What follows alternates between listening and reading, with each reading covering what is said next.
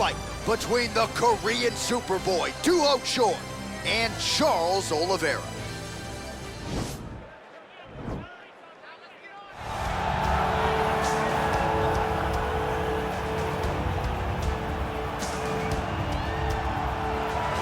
All right, here he is, the #1 lightweight contender, making his way to the octagon and looking to leave as the new undisputed UFC lightweight champion of the world. He has bided his time, waiting for this title shot. He's got the winning streak.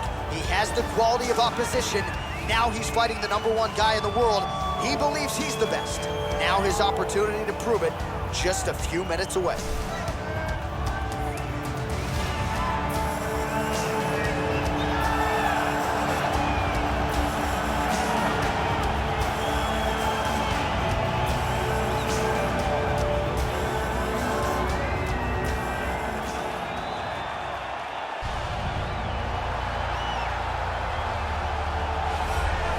All right, here's the UFC lightweight champion of the world, defending his belt yet again. This has been one dominant 155-pound fighter, ladies and gentlemen. You know this is a belt that frequently changes hands. Well, it hasn't since it's been wrapped around this guy's waist, given all the skills he brings to the table. The question is, fighting a challenger like this, can he hold on to the belt?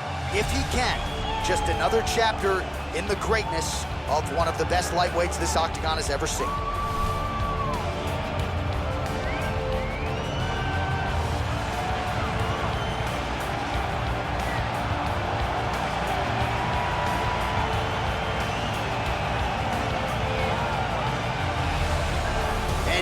Tail of the tape for this lightweight scrap. Choi is 29. Oliveira is 30. He will have a 4-inch reach advantage. All right, to get us started with the official introductions, here is Bruce Buffer. Ladies and gentlemen, this is the main event of the evening. And when the action begins, a referee in charge of the octagon, Yves Lavigne.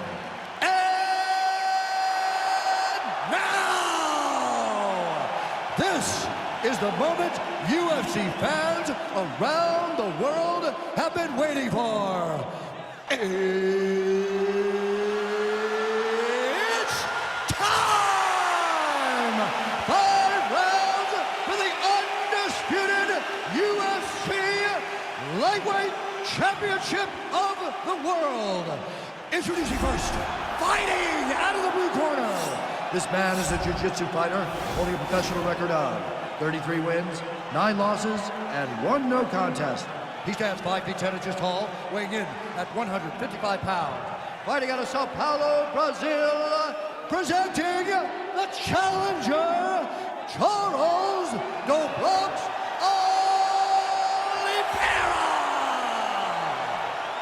And now, introducing the champion, fighting out of the red corner. This man is a mixed martial artist, holding a professional record of 14 wins, 4 losses. He stands 5 feet 10 inches tall, weighing in at 145 pounds. Fighting out of Busan, South Korea, presenting the reigning, defending, undisputed UFC lightweight champion of the world, the Korean Superboy, Duho Choi.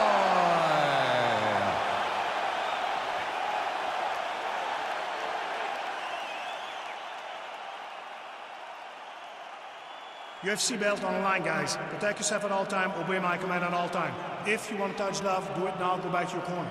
They touch gloves and we are underway. You ready? You ready? Dateline, Toronto, Ontario, Canada, back at the Scotiabank Arena. There's been a lot of UFC history in this building already. You know, a lot of UFC history, but the main event has always been 2 guys. Whether it's John Jones versus somebody or Max Holloway versus somebody. Those guys have made this arena a second home for their careers. All right, he engages in the single collar tie. Big, powerful punch lands. Now he gets back to range. Well, perhaps a sign of things to come. He's close. He's hurt bad.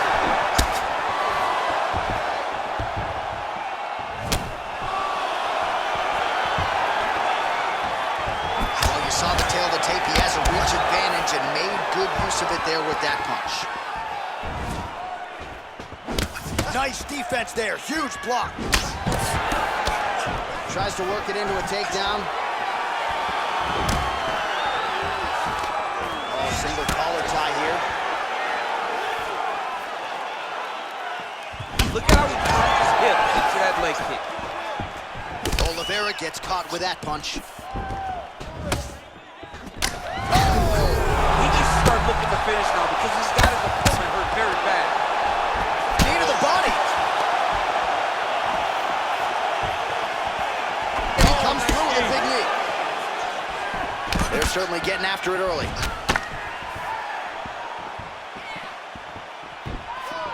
And there's a takedown attempt.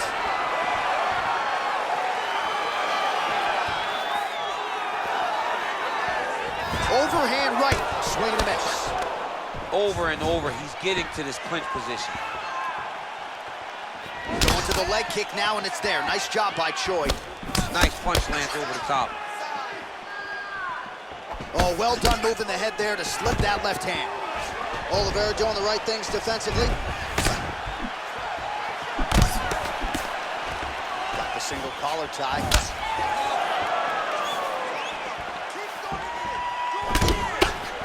He's throwing every part of himself into these big leg kicks.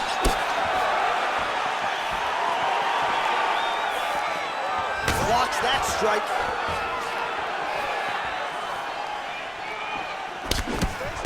And he's looking for that left hand, just missed. Stuffs the takedown there. How good is his takedown defense? What a punch.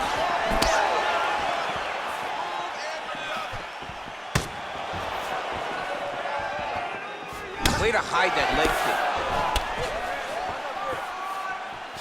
Well, it's one thing to have length, it's another thing to use it, and he does it as well as anyone. Nice kick there by Olivera. Liver And kick. now they are throwing both sides with conviction.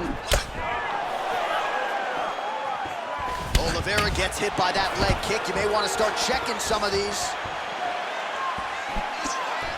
Straight right hand now, just misses.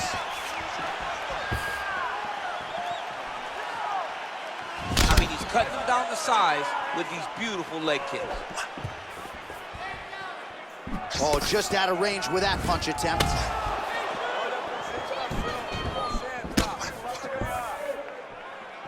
Another shot lands upstairs. Oh, he lands another shot to the head. Oh, look at him land another jab there. He's certainly using that weapon effectively.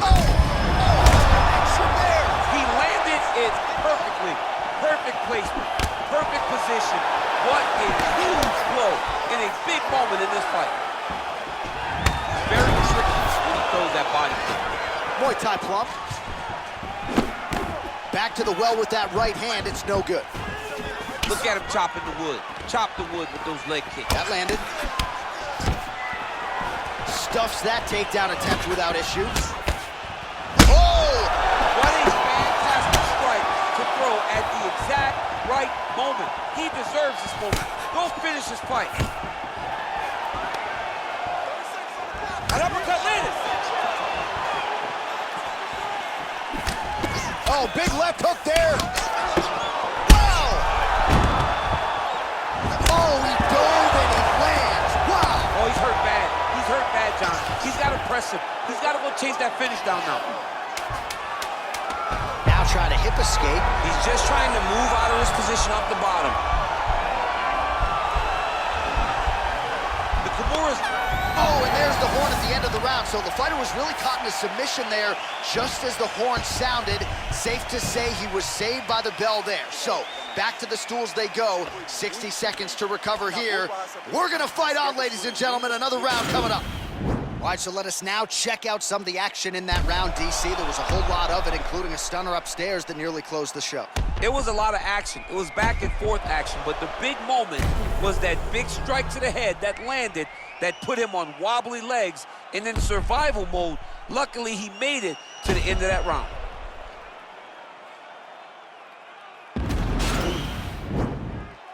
You ready? You ready? Fight! All right, round 2.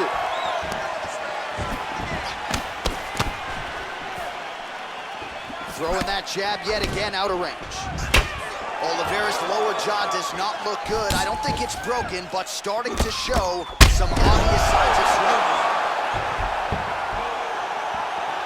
Oh, how good is that? The diving punch lands flush to the head. Now look at him jumping in to try to get the finish. Now he's going to attack the triangle choke here.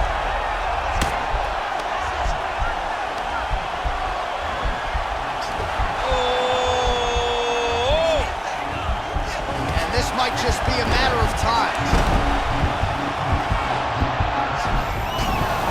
Wow. All right, right into side control here, DC. Biggest difference between half guard and side control? Well, side control to me feels like a little bit less control because now my legs aren't really doing anything anymore. Now I'm controlling you with my upper body. So I've got to be very, very aware. It's still advantageous, but it just seems a little more free-flowing than having something like a half guard.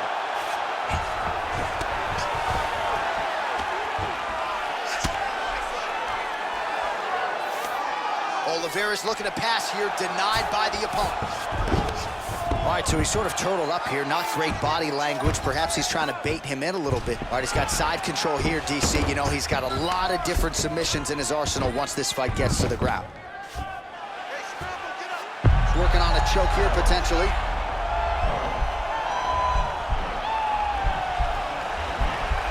Oh, he's got the choke.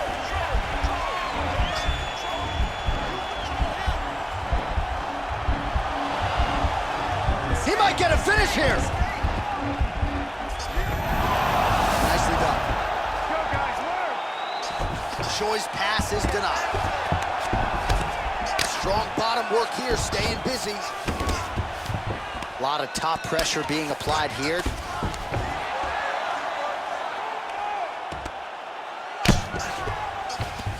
Well, anytime you are in a ground fighting situation with this fighter, you're potentially playing with fire.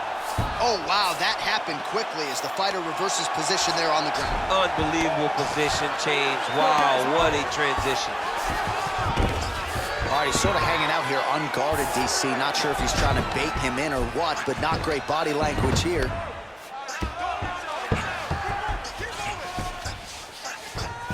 All right, he's in a half-guard position here, DC, and in a good spot to dole out a lot of damage, I would think. A lot of damage can be done from the half guard. You sit back on that leg, you press down into your opponent, you drop elbows, you drop punches. What is very key is you controlling the underhook on the far side. If you give up that underhook, your opponent can use the half guard to build up to an elbow, sweep, or just chase down a single leg.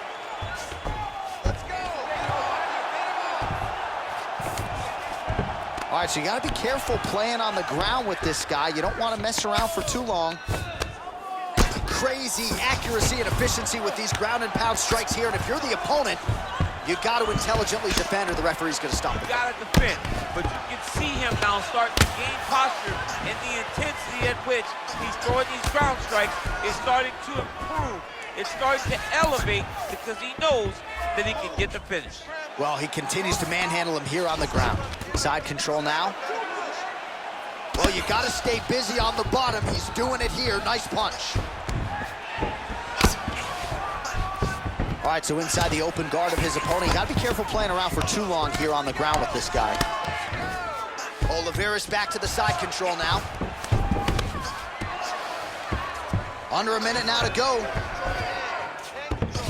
Man, isn't it fun to watch this dude work on the mat? Oh, he's going for a choke here. This could be tough.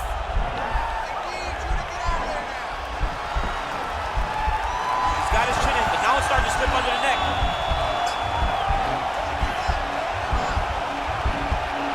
Why is he not recognizing this right now? He's got to recognize this is dangerous. This is a dangerous position. And he's out. Oh, and he's able to land a strike there from the bottom. Nicely done by Oliveira. All right, well, both fighters pretty comfortable on the ground, DC, but you got to be very careful hanging out here for too long if you're his opponent. Oh, how about the speed on that reversal there? I mean, I know you can get out of some bad spots, but not with that type of speed. You cannot allow him to get leverage on the bottom. What a sweep. All right, that's the end of round number 2.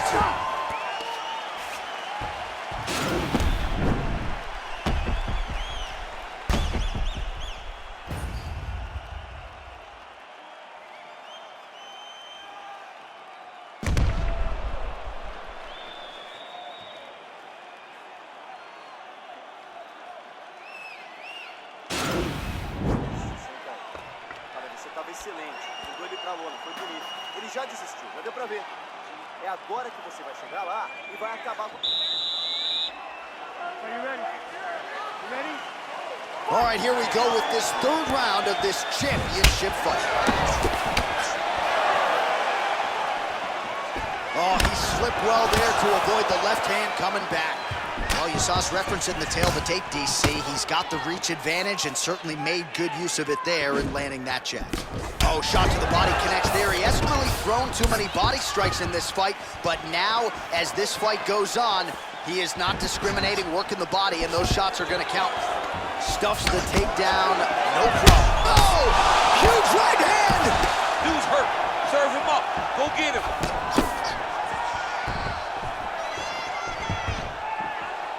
That one is starting to end the fight.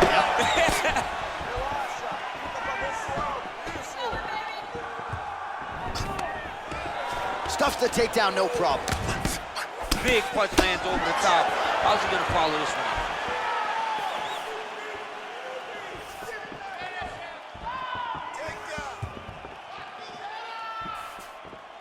Ooh, head kick lands, he's hurt.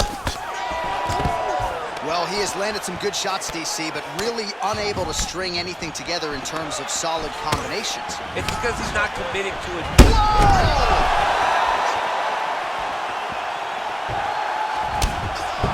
He's in trouble. He's hurt bad. All right, he closes the distance, gets the single collar tie.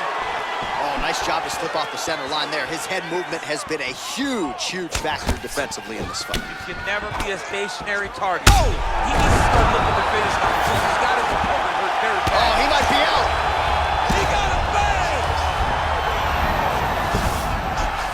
Now he's attacking the triangle. Triangle looks pretty tight, DC. I'm no Brazilian Jiu-Jitsu black belt, but maybe not good here. No, it looks like it's getting in deep. Oh, wow, oh! Now he falls back into the finishing position. Brilliant submission defense there. All right, right into side control. Upper body strength figures to be put to good use here. Yes, absolutely. And you gotta look for his opponent to turn back into him. He should chase guillotine, but the opponent turns to the opposite side. He can take his back, throw his hooks in, try to choke, or flatten him out, just go for the finish. Lands a strike now from the bottom. Nice work there by Oliveira. Oh, these are some big punches here from the top, DC. He hasn't needed to enter his opponent's guard yet, and he may not have to. He may not have to, but he's doing a real good job of being aware. There's danger when you're standing on top of your opponent like that. You gotta watch the up kick. Notice how he leads with his hip when he goes to land the strike. All right, he's trying to control posture here. Now trying to hip escape. He's just trying to move out of this position off the bottom. Pretty good work with the strikes here off of his back by the Korean Super Bowl.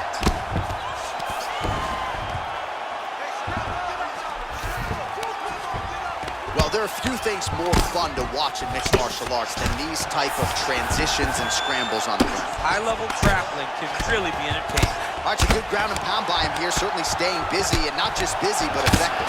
You can just throw punches to keep the referee off you. This guy is throwing punches to be effective, to throw damaging strikes. He's doing a fantastic job. Well, he's got his back now.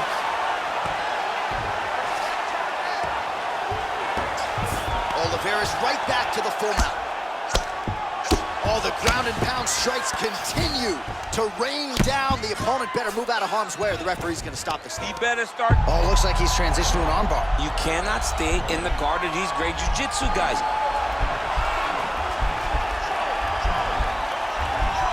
Attacking armbar.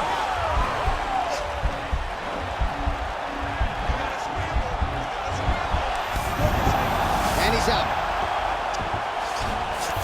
Well, anytime you are in a ground fighting situation with this fighter, you're potentially playing with fire.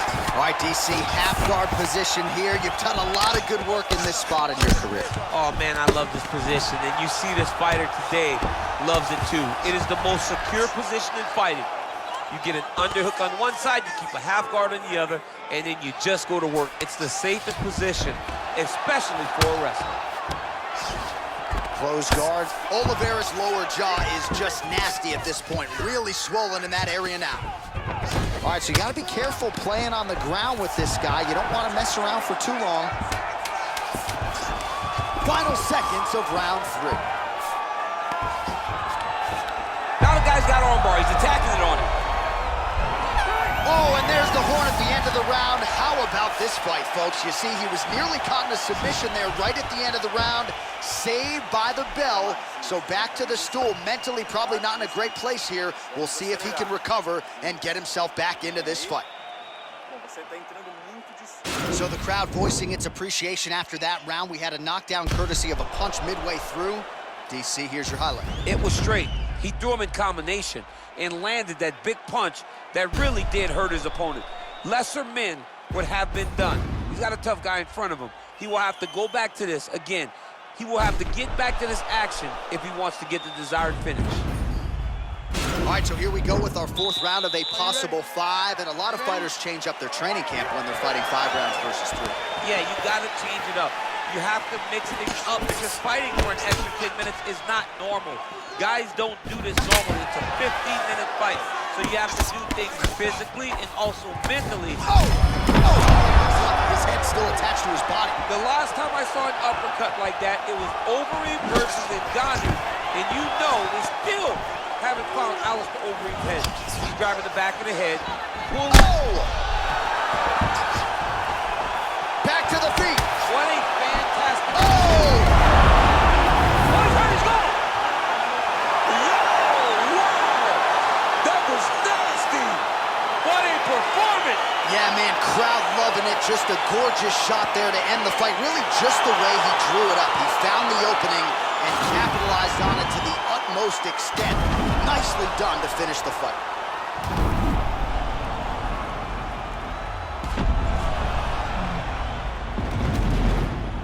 And there is the UFC lightweight champion proving tonight he can not just get it done, but get it done with style points as he gets the knockout to leave with the gold. Ladies and gentlemen, referee Yves Levine has called a stop to this contest at 34 seconds of round number 4. Declaring the winner by knockout and still the undisputed UFC lightweight champion of the world, the Korean Superboy, All right, so there he is, and still UFC lightweight champion at 155 pounds. That's saying something, right? A murderer's row of contenders, and the #1 contender, no match for the champion. For a long time, we talked about 155 as the toughest division in the entire